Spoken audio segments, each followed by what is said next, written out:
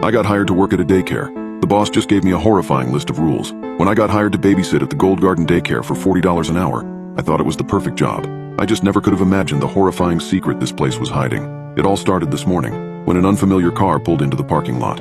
A tall woman got out. The woman was honestly one of the most beautiful women I've ever seen. She was slim, with her platinum blonde hair cascading in waves down her shoulders. She wore a red blazer and pencil skirt with gold trim, the buttons reflecting the streetlights that had yet to turn off for the morning. She smiled at me and approached the bench where I was sitting. I could make out her face in more detail now, seeing the beauty mark in the corner of her eye and the minimal makeup that dusted her cheeks. "Good morning," she chirped, smiling again. "Is the daycare open?" I almost choked on my words as I responded.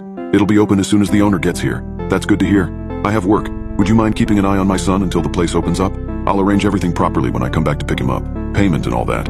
I hesitated at first. A part of me was yelling that I couldn't be letting someone's kid stay if they hadn't paid, but another part didn't want to refuse a customer. "I'm sure the owner won't mind, right?"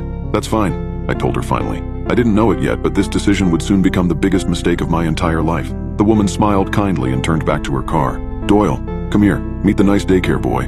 I fidgeted as a kid climbed out of the car, shutting the door and walking up slowly. He had blonde hair like his mother, but it was curly and short. He wouldn't look me in the eye. His mother put her hand on his shoulder and smiled at me yet again.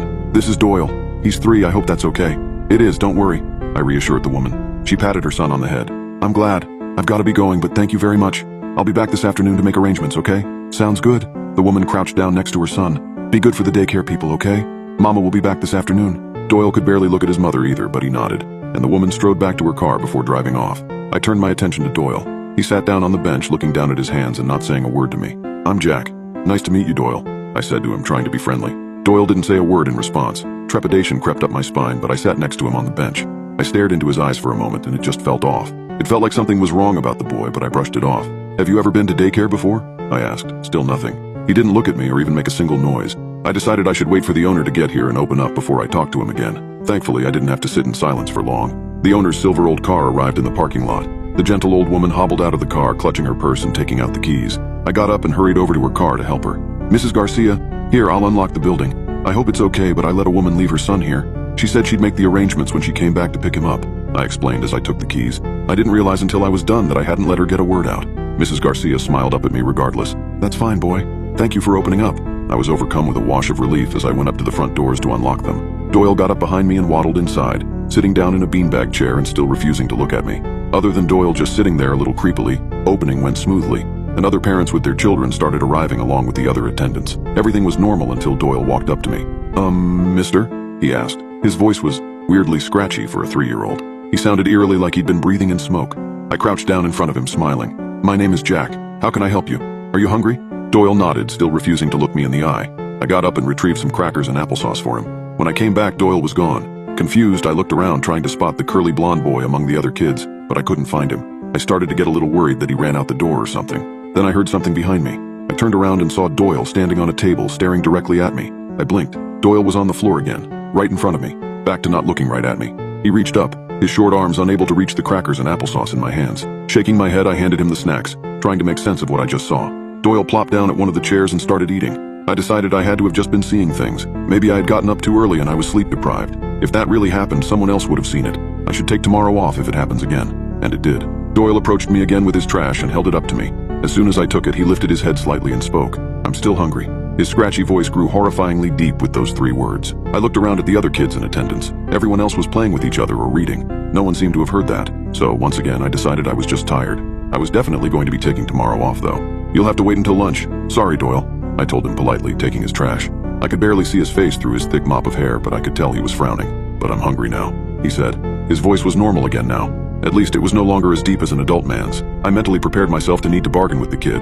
It wasn't an uncommon occurrence, something like this. One of the children getting upset that they couldn't eat yet. "I know, I'm so sorry. Lunch is just in about an hour, so don't worry. We've got lots of things you can do in the meantime." I gestured broadly to the rest of the playroom. Doyle only frowned at me again. "I'm hungry. I'm sorry that you are, but hopefully those snacks will tide you over until lunch." Doyle didn't say anything for a while. I wasn't sure what to do until he lifted his head, his hair finally falling out of his eyes. They were such an odd shade of brown I could have mistaken them for red. "Jack?" "Yes? I'm hungry now." I just smiled at him tiredly and opened my mouth to explain he would have to wait again. Before I could get a word out though, he bit me. Little teeth sunk into my arm just further from my hand than my wrist. I couldn't help but cry out in pain. It hurt. I'd been nibbled on by kids before, but this hurt much, much worse. I squeezed my eyes shut and clutched where he had attempted to ravage my arm. immediately feeling blood spilling from my flesh into my hand. I peeked at it to see the wound already beginning to turn purple. Doyle just stood there looking at me as if he'd done nothing, like he was watching me pretend to be in pain. "Jack!"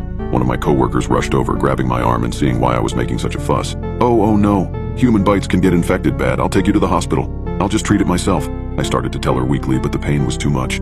Tears began to spill from my eyes, dripping down my cheeks. As soon as they started welling up, Doyle began hissing at me loudly. My coworker grabbed me and pulled me away from Doyle, who was now practically snarling. I sniffed, still crying salty tears. Another dribbled down my arm and hit the carpeted floor, making Doyle back away from me and hiss again. He waved his arms wildly as if trying to scratch me. Not that he did. He had backed out of range.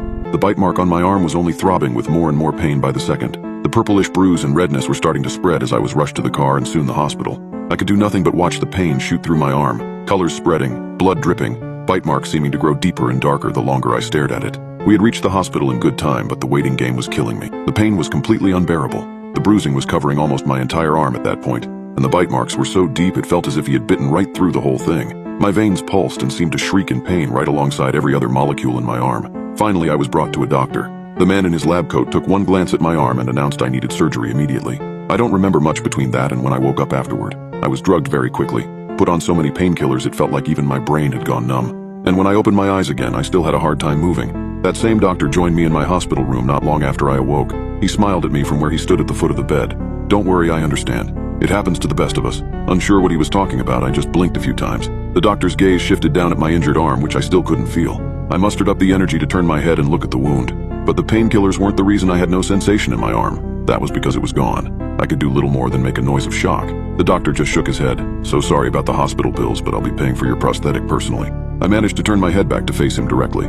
The doctor smiled and pulled up his sleeve, revealing a prosthetic arm of his own. "That child is serious trouble.